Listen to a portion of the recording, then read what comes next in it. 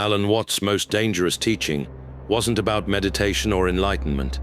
It was about why your entire approach to life is structured around a fundamental misunderstanding that keeps you perpetually unhappy. In his lectures throughout the 1960s and 70s, Watts identified what he called the Great Western Disease, the compulsion to treat existence as a race toward some future destination, constantly running toward goals that, once reached, only reveal new finish lines ahead. Watts observed that modern people live their entire lives postponing happiness, rushing through the present moment to reach imaginary futures that never quite arrive. And this pattern doesn't just make you stressed. According to Watts, it makes you miss the entire point of being alive. Today, I'll reveal Watts' most radical insight about why life is not a race, why you're running anyway, and what happens when you finally understand that you've been sprinting toward a destination that doesn't exist. The revelation that changed Watts' understanding of human suffering came during a lecture at the University of California in 1966. A student asked him why, despite having everything: successful career, loving family, financial security, he still felt like he was falling behind, like life was passing him by while he struggled to keep up. Watts paused, then asked the student a simple question. When you were learning to play music, did you play each note to get it over with? Or did you play each note to hear the sound? The student sat in confused silence. Watts continued, when you dance, are you trying to arrive at a particular spot on the floor, or is the point of dancing the dancing itself? This wasn't just philosophical wordplay. Watts had identified the core paradox of modern existence. Western culture had trained people to treat life as a problem to be solved, a race to be won, a series of goals to be achieved, when life itself is not that kind of thing at all. In his book, The Wisdom of Insecurity, Watts wrote about modern humanity's obsession with future-oriented living.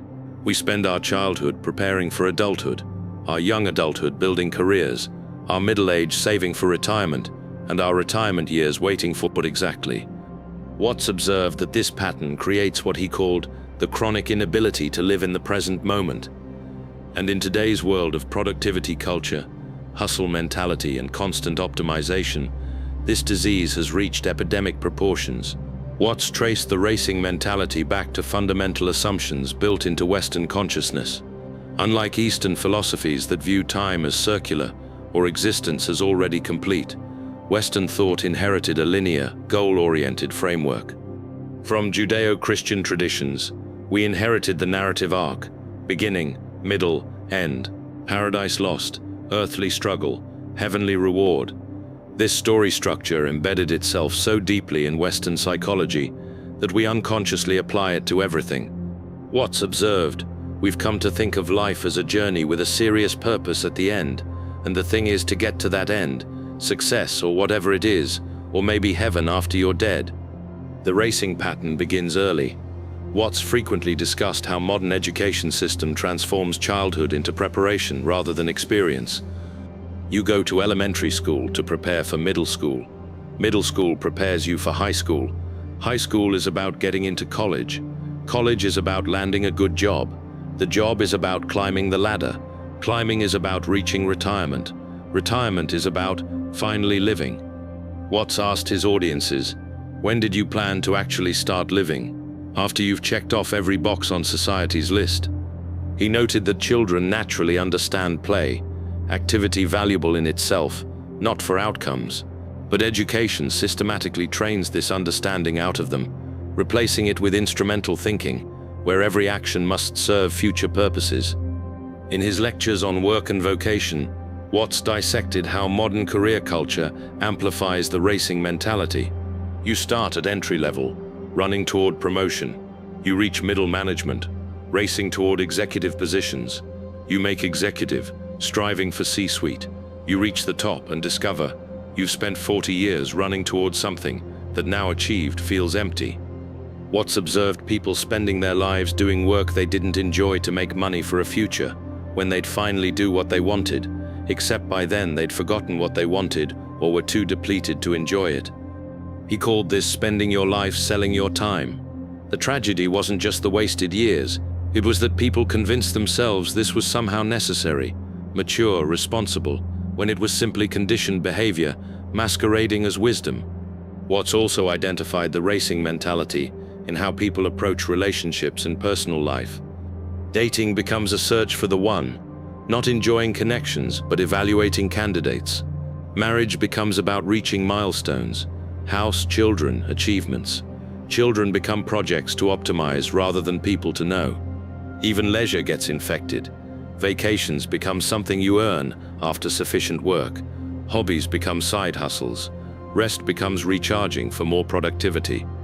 Watts noted the telling language. We spend time like currency. We invest in relationships. We maximize experiences. Every metaphor reveals the underlying assumption that life is a resource to be managed toward future returns. Perhaps most fundamentally, Watts identified how the racing mentality stems from the quest for security. We run toward financial security, job security, relationship security, health security, believing that if we just reach sufficient security, we can finally relax and live. But as Watts pointed out in The Wisdom of Insecurity, this quest is fundamentally absurd. Seeking security in an uncertain universe is like trying to grab water. The tighter you grasp, the more it slips away. The racing mentality promises, once I have enough money, once I reach this position, once I achieve this goal, then I'll be secure enough to stop running. Watts observed that people die still running, having never reached the security that would allow them to finally start living. Watts frequently discussed what he called the backwards law, the principle that pursuing something directly often prevents its achievement. The more desperately you pursue happiness, the more it eludes you. The harder you try to relax, the more tense you become. The more you run towards security, the more anxious you feel. Applied to life as race, the more you treat life as something to get through to reach a destination, the more life itself passes you by. Watts used the metaphor of eating. No one in their right mind sits down to a fine meal and tries to eat it as quickly as possible to get it over with. Yet this is precisely how most people approach their entire existence. One of Watts' most powerful teachings involved comparing life to music rather than a journey. In his lectures, he would ask, does the orchestra play a symphony to reach the final note? Is the point of the music to finish? Obviously not. The point of music is the music itself. Each note, each phrase, each movement valuable in the present moment. A symphony that rushed through every passage to reach the ending would be absurd. Watts then revealed the parallel. Life is not a journey with a destination. It's more like music or dance. The point isn't to arrive somewhere, but to enjoy each moment of the performance. This wasn't mere metaphor. Watts was pointing to a fundamental category error in how Western minds conceptualize existence. Drawing from Taoist philosophy, Watts introduced the concept of Wu Wei, often translated as effortless action or non-forcing. Wu Wei doesn't mean passivity or laziness. It means acting in harmony with natural rhythms, rather than constantly forcing, striving and pushing. Watts observed water as the perfect example. Water doesn't struggle or race, yet it carves through mountains. It takes the path of least resistance, yet accomplishes everything. The racing mentality represents the opposite of Wu Wei, constant forcing, striving, struggling against the natural flow of existence. Watts identified the ego as the source of the racing compulsion. The ego, he explained, is the mental construct of I, the sense of being a separate self that must prove itself, achieve things, accumulate accomplishments to justify its existence. The ego needs goals, because without them, it fears it might not exist at all. Racing toward futures gives the ego something to do, a reason to feel important and necessary. Watts observed, the ego is constantly trying to solve the problem of being alive, when being alive isn't actually a problem that needs solving. Beneath the racing mentality, Watts identified a deeper anxiety, the fear of death. If life is racing toward death, every moment spent not achieving feels like waste. The racing becomes an unconscious attempt to outrun mortality, to accumulate enough achievements that your life will have mattered. But Watts pointed out the paradox. In racing to make life matter, you miss actually living it. Drawing from Buddhist philosophy, he taught that accepting impermanence and death actually frees you to inhabit the present moment fully. The racing stops not when you win, but when you realize there was never actually a race. Contemporary psychology has caught up with Watts's insights. Research on happiness consistently shows that future-oriented goal achievement provides minimal lasting satisfaction, while present-moment engagement correlates strongly with well-being. Studies on flow states describe precisely what Watts taught. When you're fully absorbed in present activity without racing toward outcomes, you experience both peak performance and peak satisfaction. The field of positive psychology now recognizes savoring, the capacity to fully experience present moments, as crucial to well-being. This is exactly what Watts taught 60 years ago. The first transformation occurs when you actually see how thoroughly the racing mentality dominates your life. Watts taught specific awareness practices for recognizing the pattern. Notice how you eat. Are you tasting the food or just fueling the body? Observe conversations. Are you actually listening or just waiting to speak? Watch how you walk. Are you trying to arrive or experiencing the walking? The recognition stage isn't about judgment. It's about seeing clearly how pervasive the racing mentality has become. Watts emphasized, you can't force yourself to stop racing, but you can become aware that you're racing, and awareness itself begins to change the pattern. The second stage involves deliberately practicing what Watts called purposeless activity, doing things without racing toward outcomes. Take a walk, not for exercise, but simply to walk. Listen to music without doing anything else. Eat a meal with complete attention. Have a conversation without agenda. Watts acknowledged this feels uncomfortable initially because the ego protests. What's the point? This isn't productive. But that discomfort reveals how conditioned you've become. The point of purposeless activity is the activity itself, which is actually the point of all activity when you understand life correctly. One of the most radical applications involves transforming your relationship to work. Watts distinguished between work as something you endure for future rewards versus play as activity valuable in itself. The transformation isn't necessarily changing what you do, but changing how you do it. Can you engage your current work as play valuable in the doing, rather than the outcomes? Watts gave the example of a cook who races through meal preparation to get it over with, versus one who savors the chopping, stirring, seasoning as meaningful activities. Same external tasks, completely different internal experience. The deeper transformation involves reconceptualizing what success means. The racing mentality defines success as reaching destinations, wealth, status, achievements, security. Watts proposed success as present moment aliveness. How fully are you inhabiting each moment? How completely are you experiencing your actual life? From this perspective, a poor person fully alive is more successful than a wealthy person racing through existence barely conscious. Perhaps the most profound transformation occurs in your relationship to death.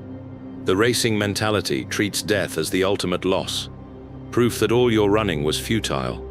Watts taught death as the punctuation that makes life meaningful. A symphony must end for the notes to matter. Life's finitude doesn't make it pointless. It makes presence urgent. When you truly understand you're going to die, racing becomes absurd. What are you saving yourself for? The time to live is now, because now is all there ever is. Watts warned about ways people misunderstand stopping the race. Pitfall 1. Spiritual materialism. Using presence practices as another achievement to pursue. I'm going to master mindfulness. This just replaces external racing with internal racing. Watts emphasized, you can't practice being here now in order to get somewhere else. That defeats the entire point. Pitfall 2. Passive resignations. Mistaking stop racing for stop caring. Watts wasn't teaching apathy, but engaged presence. You can pursue goals without racing, enjoying the pursuit itself, rather than just wanting the outcome. The difference is internal, not external. Pitfall 3. Judgment of others. Using the insight to feel superior to people still racing. Look at those unconscious fools. Watts noted this transforms wisdom into ego inflation, another form of racing, just spiritual racing. Pitfall 4. Forced spontaneity. Trying to force yourself to be spontaneous, which is contradiction. Watts taught, you can't will yourself into presence. You can only notice when racing happens and gently return attention to now. Watts provided concrete practices for embodying this understanding. Morning practice. Before launching into the day's agenda, spend 5 minutes simply being no goals, no improvement, just existing. Eating transformation. 1 meal daily with complete attention. No phone, no reading, just tasting. Walking without arriving. Regular walks where you're not going anywhere, just walking. Conversation presence. When someone speaks, actually listen rather than planning responses. Work intervals. Periodic pauses during work to notice if you're racing or present. Remember the student who asked Watts why, despite having everything, he felt like he was falling behind. After Watts explained the music metaphor, the student sat quietly, then said, "I've spent my entire life trying to reach the end of the song. I never realized I was supposed to hear the music." Watts smiled and replied, "The good news is, the music is still playing. The question is, are you going to finally listen?" This is Watts' most dangerous teaching, because truly understanding it dismantles the entire structure of how you've been taught to live. The racing mentality isn't just an innocent mistake. It's the foundation of consumer culture, productivity obsession, and achievement worship. When you stop racing, you stop being an ideal economic unit. You stop being controllable through promises of future rewards. You start actually living, which means you stop postponing happiness, stop selling your time, stop treating existence as a problem to solve. Watts wasn't teaching you to abandon goals or live irresponsibly. He was teaching you to stop treating life as something you have to get through to reach some imaginary destination. Life is happening now, not later, not after the next achievement, not when you finally have enough security, now. The racing mentality promises that destination will arrive eventually. Watts revealed that the destination is a mirage. You can run forever and never reach it because it doesn't exist. The finish line you're racing toward is death, and when you reach it, you'll realize you missed the entire race. But here's the radical insight. You can stop running right now, not by quitting your job or abandoning responsibilities, but by shifting your internal relationship to whatever you're doing. Are you living each moment to get it over with, or are you inhabiting each moment as the point itself? The answer to that question determines whether you spend your life running toward an illusion or finally experiencing what it means to be alive. Watts' final insight on this teaching: when you understand that life is not a race, you don't suddenly become lazy or unproductive. You actually become more effective because you're finally paying attention to what you're doing, rather than constantly trying to escape it. You're not falling behind. There's nowhere to fall behind from. You're exactly where you are, and that's the only place you've ever been or ever will be. The question isn't how to win the race. The question is, when are you going to realize there never was a race and finally start dancing? Try this experiment for just one day. Whatever you're doing, notice if you're racing through it to reach the next thing. When you catch yourself racing, pause and ask, what if the point is this, right now? Share in the comments which area of life you most struggle with racing: work, relationships, personal growth. Your awareness helps others recognize their own patterns. If this insight challenges you to reconsider your entire approach to living, explore more of Watts' teachings on why the pursuit of happiness is making you miserable in my next video. The music is playing. Are you going to keep racing toward the end, or finally hear the sound?